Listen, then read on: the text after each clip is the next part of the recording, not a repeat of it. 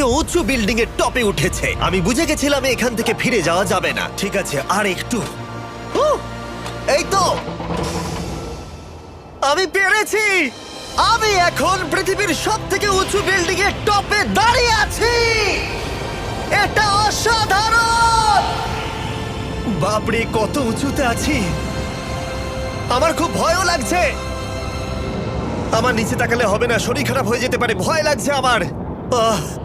স্বীকার করছি, ফেস্টিভ্যালের স্বাদ মাটিতে ভালো লাগে, কারণ মাটিতে আমার পড়ে যাবার ভয় থাকে না, আমি উচ্চতায় ভয় পাই।